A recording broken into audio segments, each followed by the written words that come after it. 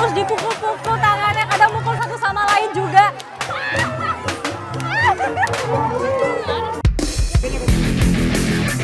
Saya udah di ketinggian 6 meter. Ini benar-benar jalur panjat tebing tersulit yang pernah saya lalui. Kali ini bisa. Kali ini bisa.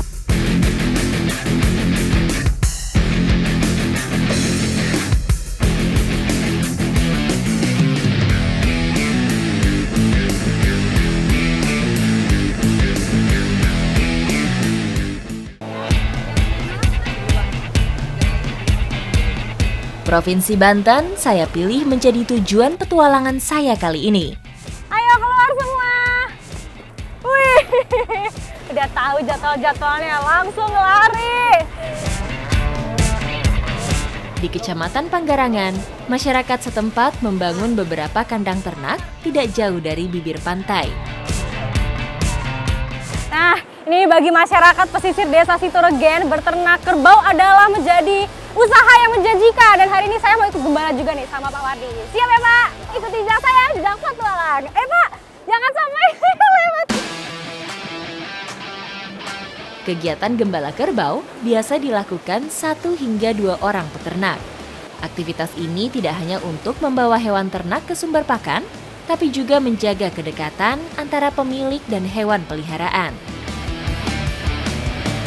Aduh, seneng banget kayak nih, panas-panas langsung main air.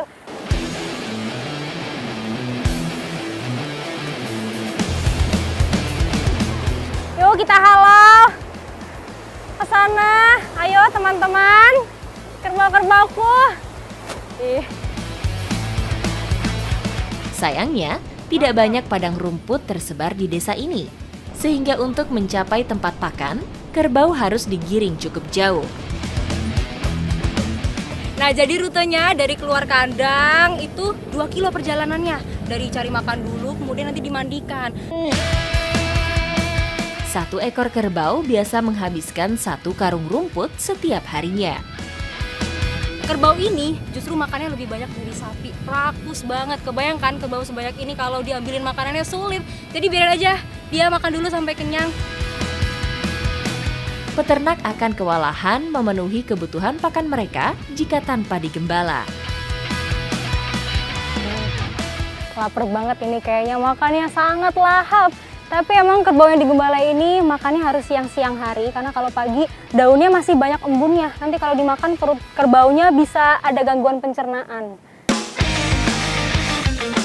Sepanjang hari, kerbau menghabiskan waktu mengunyah rerumputan. Sebagai hewan yang memamah biak, butuh waktu lama bagi kerbau untuk mencerna makanannya. Karena mereka makannya di area persawahan. Jadi memang kerbau di sini harus digembala, dijagain. Karena di sini kan banyak sekali lahan persawahan warga, biar gak masuk ke lahan sawah yang masih panen. Kerbau juga perlu berkubang. Cara ini mereka lakukan untuk menjaga kulitnya tetap lembab, karena kulit kerbau tidak banyak mengeluarkan keringat. Langsung seneng, langsung berkubang. Aduh, lucu banget. Kerbau selalu bergerak berpindah-pindah. Kami cukup kewalahan untuk menggembalakannya. Nih ya, yang namanya ngikutin kerbau air, pasti basah-basahan. Kita jadi ikut mandi ya Pak. Tapi untung udah cetek ini. Awas jatuh. Iya Pak.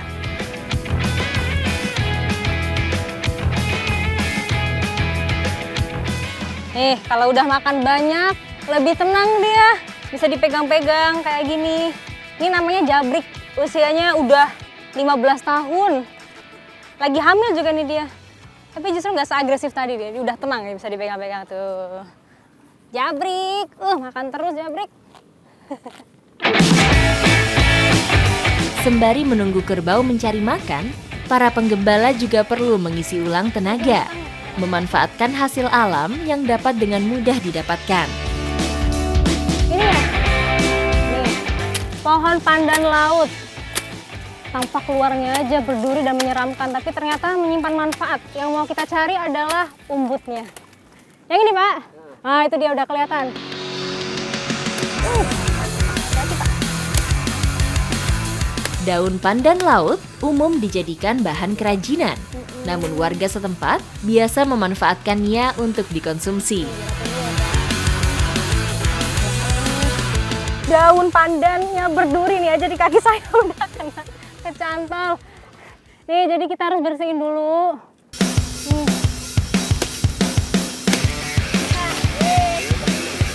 Setelah dibersihkan, akhirnya umbut berhasil kami dapatkan. Bersih. Ini umbutnya kecil banget ternyata ya Pak jadinya nih. Hanya segini. Sebenarnya hampir semua pandan laut di sini bisa diambil umbutnya, tapi yang penting bagian pucuk yang dekat daun. Ini jadinya seperti ini. Oke Pak, bisa kita cobain? Di mana? Oh di sana. Oke, langsung aja kalau gitu. Meski tidak diolah terlebih dahulu, umbut dapat dikonsumsi langsung. Mirip-mirip pare memang rasanya.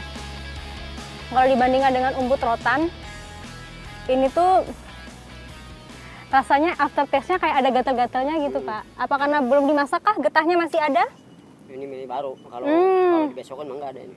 Oh, karena masih baru ada terasa getahnya, tapi sebenarnya aman untuk dimakan ya. Cenderung rasa pahit, tapi ini bisa lah untuk mengisi perut, mengisi tenaga lagi ya Pak. Membawa hasil umbut yang telah kami kumpulkan, kami beristirahat di saung dekat persawahan. Nih, jadi sembari menunggu kerbau-kerbaunya makan, biasanya penggembala itu berpindah-pindah beristirahatnya tergantung mana saung yang paling dekat. Nah, sekarang kita beristirahat sembari membakar umbut yang tadi kita cari. Mencoba selaras dengan alam menjadi cara kami menikmati umbut pandan yang kami dapat. Ini tampilannya yang sudah dibakar, justru pas dibelah begini mirip dengan jantung pisang. Teksturnya juga masih lembut. Kita cobain ya. Lembut banget. Terus bener aja, pas udah dibakar mungkin getahnya udah berkurang ya Pak. Rasanya tuh nggak segatal tadi, pahitnya juga berkurang, gurihnya masih ada. Pahitnya hilang, pahitnya. Enak. Memiliki rasa gurih alami dari kandungan air payau di sekitar pantai, membuat umbut bakar ini terasa sedap. Enaknya beraktivitas dengan warga lokal, saya jadi tahu nih, ternyata umbut pandan bisa dikonsumsi. Tapi jarang ya Pak yang tahu, karena kata Bapak nih kegiatan ini sudah ada dari zaman dulu, dari nenek moyang. Sekarang Pak Wadi juga masih bisa menikmati. Kearifan lokal seperti inilah yang memudahkan aktivitas para penggembala. Tanpa perlu banyak persiapan, tanaman liar seperti ini dapat dimanfaatkan sebagai sumber tenaga. Tenaga sudah pulih kembali, nikmat sekali hidangannya. Kita lanjut lagi Pak ya, menggembala kerbau-kerbaunya. Iya Pak.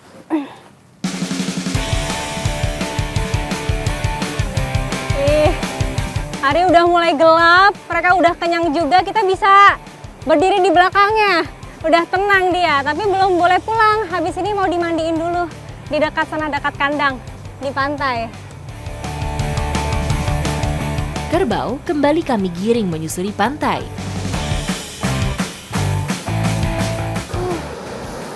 Akhirnya sampai juga, udah bersiap mandi mereka. Mereka tuh tenang-tenang aja ya. Saya capek banget. Total langkah kaki saya udah 8.000 lebih. Capek. Tapi pas ngeliat mereka seneng. Ya, kita mandiin sekarang. Pantai yang landai diiringi ombak surut yang tenang, membuat kerbau dapat menikmati waktu mandi mereka. Nikmatin banget dia, digosok-gosok kulitnya, seneng banget kayaknya. Kayaknya nih keunggulan kerbau pesisir itu kulitnya jauh lebih bersih, terhindar dari kutu, karena mandinya pakai air laut seperti ini.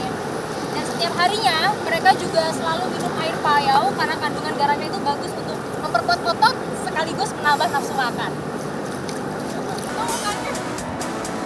Begini Pak, aduh gemes banget ya.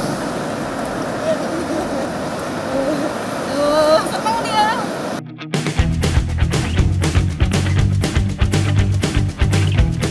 Kerbau yang sudah bersih dan kenyang segera digiring kembali ke kandang. pesisir memang tidak mudah, tapi dengan lingkungan yang baik dan treatment yang bagus juga, akhirnya masyarakat juga akan mendapatkan kesejahteraan. Ikuti jejak saya, jejak petualang.